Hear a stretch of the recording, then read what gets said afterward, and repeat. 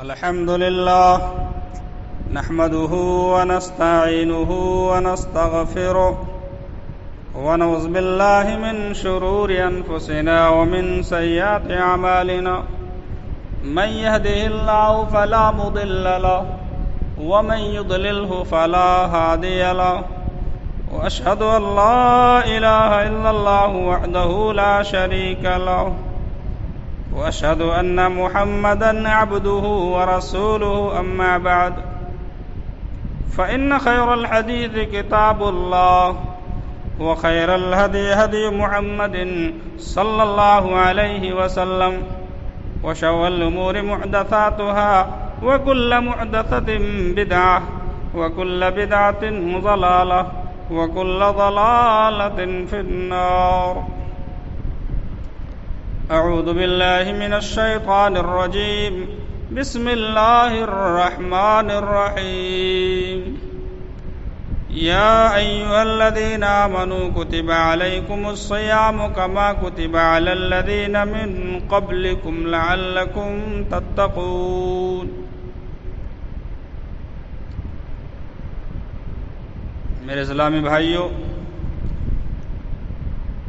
نوجوان ساتھیوں، رمضان المبارک کا مہینہ چل رہا ہے۔ اللہ رب العالمین کی توفیق اور اس کی مدد سے ہم لوگ اس مہینے کے روزے کو رکھ رہے ہیں۔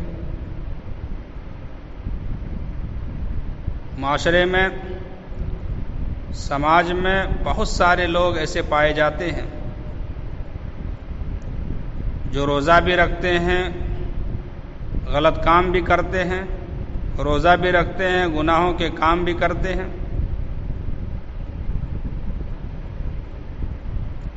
ایسے لوگوں کے بارے میں شریعت کا کیا حکم ہے؟ کیا ان کو اجر و ثواب ملے گا؟ نیکیاں ملے گی یا نہیں؟ آئیے حدیث پاک کی روشنی میں دیکھتے ہیں۔ سنن ابن ماجہ کی روایت، حضرت ابو ہریرہ حدیث کے راوی ہیں، وہ بیان کرتے ہیں کہ نبی اکرم جناب محمد رسول اللہ صلی اللہ علیہ وسلم نے فرمایا: رب صائم ليس له من قيامه إلا الجوع ورب قائم ليس له من قيامه إلا السحر۔ نبی اکرم جناب محمد الرسول اللہ صلی اللہ علیہ وسلم فرماتے ہیں، کتنے روزے دار ایسے ہیں جو روزہ رکھتے ہیں لیکن اس کو صرف بھوک ہی ملتی ہے، صرف بھوک ہی نصیب ہوتی ہے۔ کتنے سے قیام کرنے والے ہیں، تراویح کی نماز پڑھنے والے، شب بیداری کرنے والے ہیں، جن کو قیام سے صرف شب بیداری ہی ملتی ہے، ان کو ثواب نہیں ملتا ہے، ان کو ثواب نہیں ملتا ہے۔ روزہ رکھتے ہیں لیکن گناہوں سے نہیں بچنے کی وجہ سے، غلط کام سے نہ بچنے کی وجہ سے ان کو ثواب نہیں ملتا۔ تو ہمیں گناہوں سے بچنے کی ضرورت ہے۔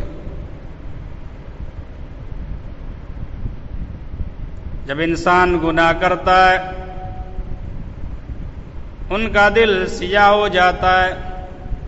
جامع ترمذی کی اس روایت کو اٹھائیں، نبی اکرم جناب محمد الرسول اللہ صلی اللہ علیہ وسلم کے پیارے صحابی حضرت ابو ہریرہ حدیث کے راوی ہیں، وہ بیان کرتے ہیں کہ نبی اکرم جناب محمد الرسول اللہ صلی اللہ علیہ وسلم نے فرمایا: ان المؤمن اذا اذنب، جب مومن گناہ کرتا ہے تو ان کے دل پہ ایک سیاہ نقطہ پڑ جاتا ہے۔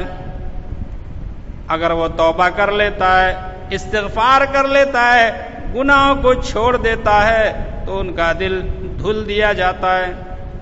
لیکن اگر توبہ نہیں کرتا، استغفار نہیں کرتا، گناہوں کو نہیں چھوڑتا ہے، ایک گناہ کرتا ہے، دوسرا گناہ کرتا ہے، تیسرا گناہ کرتا ہے، تو وہ سیاہی بڑھتی چلی جاتی ہے، یہاں تک کہ پورے دل پہ چھا جاتی ہے۔ اس کے بعد ان کے اوپر یہ آیت کریمہ فت بیٹھتی ہے: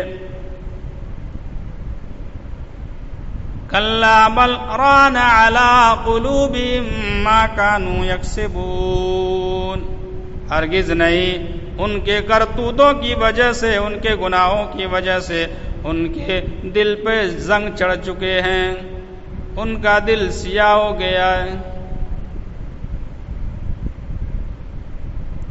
گناہوں سے انسان کا دل سیاہ ہو جاتا ہے۔ گناہگار اللہ کے نزدیک ذلیل ہو جاتا ہے، حقیر ہو جاتا ہے۔ یہی وجہ ہے کہ اللہ تبارک و تعالیٰ نے دیگر مہینوں کے مقابلے میں رمضان میں بالخصوص اپنے بندوں کو گناہوں سے باز رہنے کی تلقین کی ہے۔ ابن ماجہ کی اس روایت کو اٹھائیں جس حدیث کے راوی حضرت ابو ہریرہ رضی اللہ تعالیٰ عنہ ہیں۔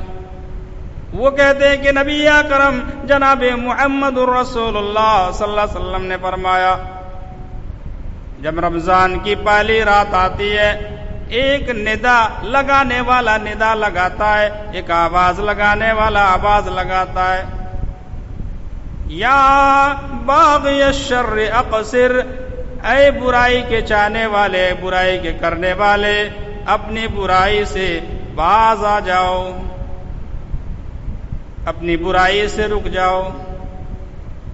پتہ کیا چلا کہ اللہ تبارک و تعالیٰ کی طرف سے ندا لگانے والا، آواز لگانے والا یہ آواز لگاتا ہے کہ اس مہینے میں بالخصوص برائی سے باز رہو۔ انسان جب گناہ کرتا ہے اور روزہ بھی رکھتا ہے تو روزے کا ثواب اس کو نہیں ملتا ہے۔ اسی طرح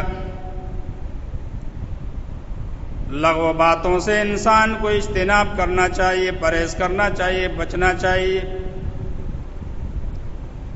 فحش کلامی،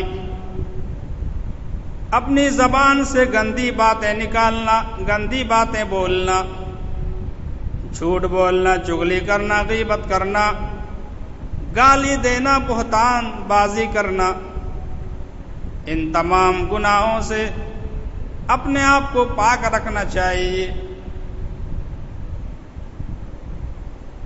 نبی اکرم جناب محمد الرسول اللہ صلی اللہ علیہ وسلم فرماتے ہیں، صحیح بخاری کی روایت ہے، حضرت ابو ہریرہ حدیث کے راویوں بیان کرتے ہیں کہ نبی اکرم جناب محمد الرسول اللہ صلی اللہ علیہ وسلم فرماتے ہیں، من یدع قول الزور والعمل به فلیس للہ حاجۃ فی ان یدع طعامہ وشرابہ۔ جس نے بھی بیہودہ باتوں سے، بیہودہ کاموں سے اجتناب نہیں کیا، جھوٹ بولنے سے اپنے آپ کو نہیں بچایا، اس پر عمل کرنے سے اپنے آپ کو نہیں بچایا، غلط کام کرنے سے اپنے آپ کو نہیں بچایا، گناہ کے کام کرنے سے اپنے آپ کو نہیں بچایا، اپنی زبان سے غلط جملہ کہتا رہا، غلط باتیں بولتا رہا، فَلَيْسَ لِلَّهِ حَاجَةٌ فِي أَن يَدَعَ طَعَامَهُ وَشَرَابَهُ۔ اللہ تعالیٰ کو ایسے آدمی کے بھوکے پیاسے رہنے کی کوئی ضرورت نہیں ہے، وہ بھوکا پیاسا رہے، اللہ رب العالمین کو کوئی حاجت نہیں ہے، کوئی ضرورت نہیں ہے۔ پتہ کیا چلا؟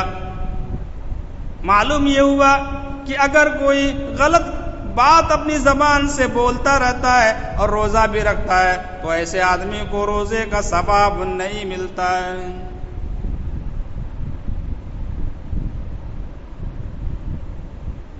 روزے کی حالت میں، روزے کا ایام میں انسان کو لڑائی جھگڑا سے بھی اجتناب کرنا چاہیے، بچنا چاہیے۔ اگر کوئی لڑائی کرے تو یہ کہہ دے کہ میں روزے سے ہوں۔ لڑائی سے اس مہینے میں، روزے کے مہینے میں، روزے کی حالت میں انسان کو بچنا چاہیے۔ مستدرک حاکم کی اس روایت کو اٹھائیں جس حدیث کے راوی حضرت ابو ہریرہ رضی اللہ تعالیٰ عنہ ہیں۔ نبی اکرم جناب محمد الرسول اللہ صلی اللہ علیہ وسلم نے فرمایا، لیس الصیام من الاکل والشرب انما الصیام من اللغو والرفث فإن صابك أحد وجهل عليك فقل إني صائم. نبی اکرم جناب محمد رسول اللہ صلی اللہ علیہ وسلم فرماتے ہیں کہ کھانے پینے سے رکنے کا نام روزہ نہیں ہے، بلکہ روزہ تو لغو اور فحش باتوں سے، فحش کاموں سے بچنے کا نام ہے. نبی اکرم جناب محمد رسول اللہ صلی اللہ علیہ وسلم فرماتے ہیں اگر کوئی تجھے گالی دے، تیرے ساتھ جہالت کا کام کرے، برا کام کرے، تو تجھے یہ کہہ دینا چاہیے کہ میں روزے سے ہوں، میں روزے سے ہوں. کوئی لڑائی جھگڑا کرے تو یہ کہہ دے، ہمیں یہ کہہ دینا چاہیے کہ میں روزے سے ہوں، میں تمہاری گالی کا جواب نہیں دے سکتا اس لیے کہ میں روزے سے ہوں. نبی اکرم جناب محمد الرسول اللہ صلی اللہ علیہ وسلم نے دوسری حدیث کے اندر فرمایا، دوسری حدیث کے اندر نبی اکرم جناب محمد الرسول اللہ صلی اللہ علیہ وسلم فرماتے ہیں، ابن خزیمہ کی روایت ہے، لا تصاب وانت صائم فإن صابك احد فقل انی صائم وإن كنت قائما فاجلس. نبی اکرم جناب محمد الرسول اللہ صلی اللہ علیہ وسلم فرماتے ہیں روزے کی حالت میں کوئی گالی نہ دے، اپنی زبان سے گالی نہ نکالے، اپنی زبان سے غلط جملہ نہ نکالے. اگر کوئی آدمی کو گالی دے تو اسے یہ کہہ دینا چاہیے کہ میں روزے سے ہوں. اگر کوئی کھڑا ہے تو اسے بیٹھ جانا چاہیے. پتہ کیا چلا؟